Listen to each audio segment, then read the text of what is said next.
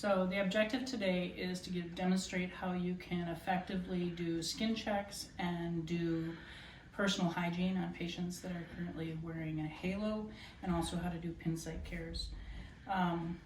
Just to start with, we're going to just say, if we're just going to observe what we're seeing, when you're observing pin sites, you want to either use a pen light so that you can see clearly under here.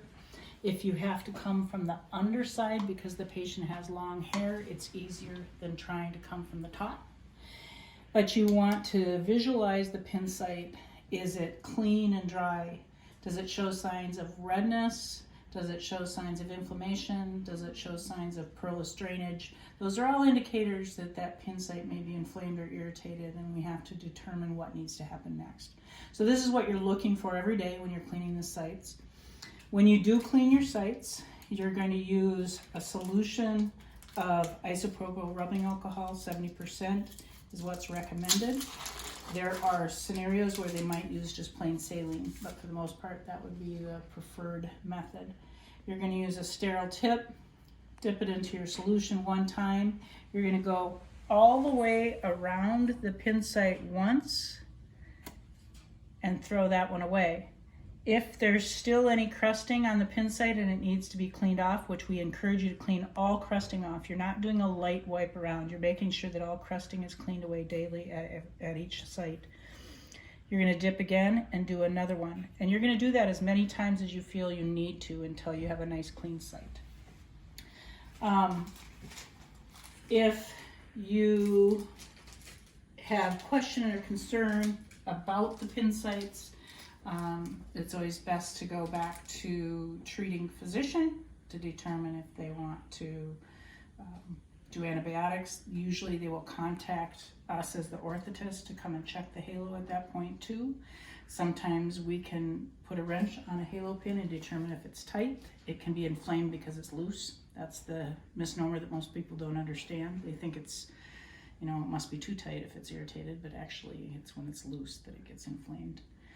So pin sites are done a minimum of 2 times a day using isopropyl alcohol to all 4 sites. Clean Q-tip for each revolution around, however many it takes. Hair should be washed at minimum twice a week. We encourage you to keep the hair clean because it helps to keep pin sites clean. There's different methods to do that. You can either have the patient slid all the way up in the bed without a pillow under them. So we're going to take the pillow away.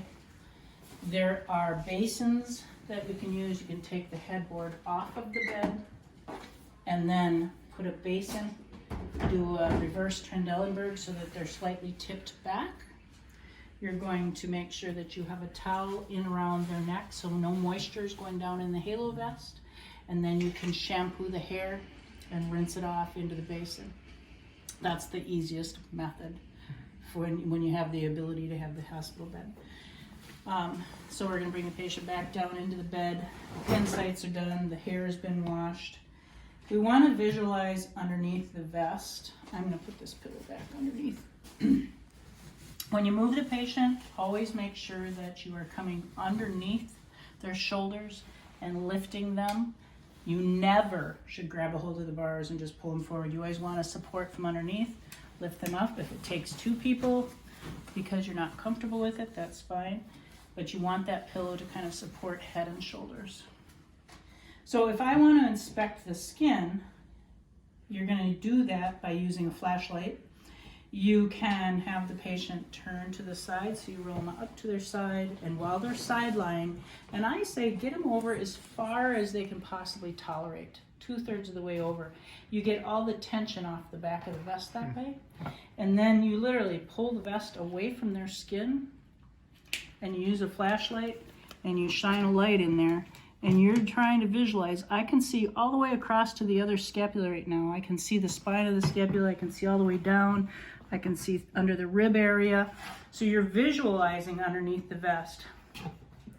While I have them side lying, if I'm going to wash under the vest, I would dampen a towel with just water. No soaps, powders, or lotions, water only. You dampen it, don't have it wringing wet, and you're going to find a spot where you can comfortably start that towel through by passing it with your hand, reaching through to the other side until you can get a hold of it, and then you're gonna seesaw it through. Sometimes you have to use a thinner cloth than this regular towel. A cheesecloth kind of works better. Sometimes these can get too thick. After it's in, you want to work it up all the way to the top, come up where you can reach a hold, grab a hold of it, pull it up through, get over the top of the shoulders. You should be able to pass that towel all the way through underneath here. When you take it out, it should be coming out clean or maybe just slightly soiled, but you shouldn't be seeing any blood or drainage. If you're side lying, looking underneath here, pulling the vest away, doing a visual inspection, and then passing a damp cloth under the vest every day, then we can prevent any potential skin breakdown issues. Again, here on the side, while they're side lying, you can get on the lateral side of the body, running that in and bringing it out. If you feel like it's damp, you can follow with a dry towel. Usually it's not necessary if you've just dampened that. Have them roll back to the back. If you couldn't get through to the other side, you're gonna slide the patient over, roll them up to this side. Same thing, if you felt like you couldn't see everything, then have someone help you if you need an extra set of hands.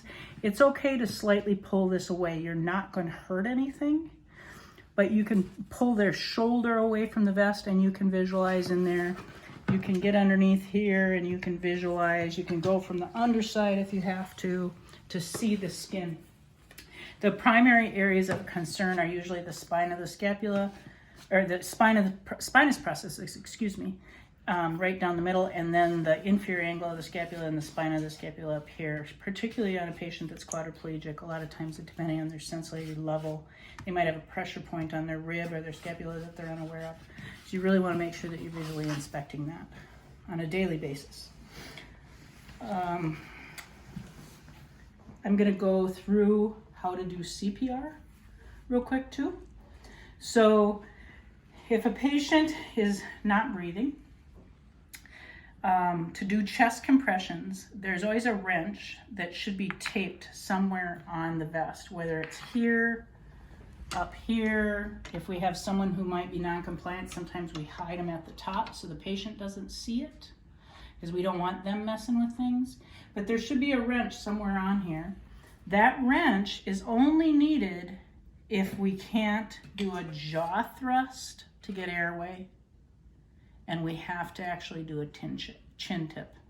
So that's the only reason that wrench is there, is if you cannot get an airway doing a jaw thrust technique, then this wrench would loosen these two screws that attach to the ring on each side where the head block attaches to the ring.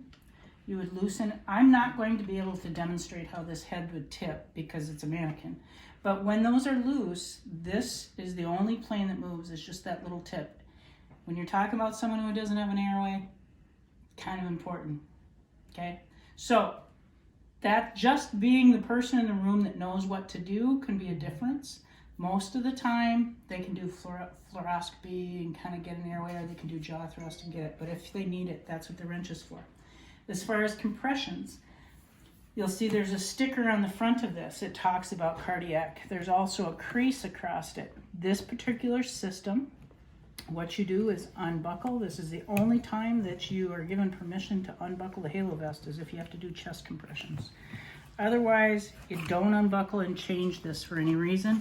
If you're thinking it's not fitting correctly, then contact the orthotist or the doctor involved with the patient's care.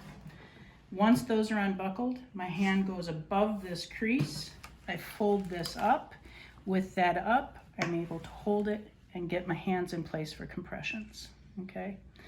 You could also get paddles in here at this point. They could get paddles in here without unbuckling too if they wanted to do a shock. If you had an AED that you were going to use, you'd be able to put your pads underneath here without any difficulty at all. But that once the patient is stabilized, then all you really need to do is make sure it goes back together. You'll notice that when I slide these tabs in here, these hard plastic ones actually slide into a slot underneath the buckle and lock it in place, and then we buckle it back up. if someone has had to have cardiac interventions, it's always a good idea to contact the orthotist or the doctor afterwards to say to someone, want to come check the halo and make sure everything's okay.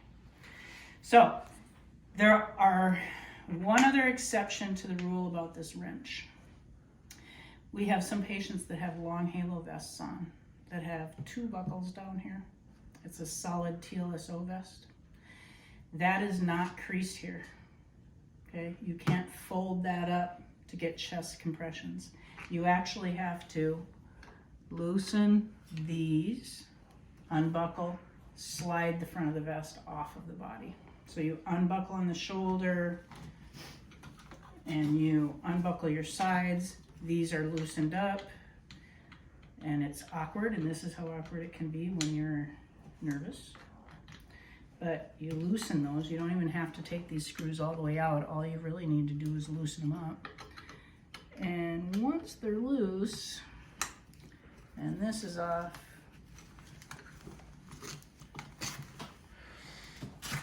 then this vest would slide off. Again, I would have that bottom part unbuckled too, but I could slide it all the way off the body. So the bottom ones would be undone. Let's make sure that that's clear. The front of the vest comes off and the chest is clear. The back of the vest acts like your backboard. It's rigid enough that you don't have to get a rigid backboard. When the bed goes into CPR mode, the back of the vest is your rigid backboard, and it's firm enough to do your compressions. That is the end.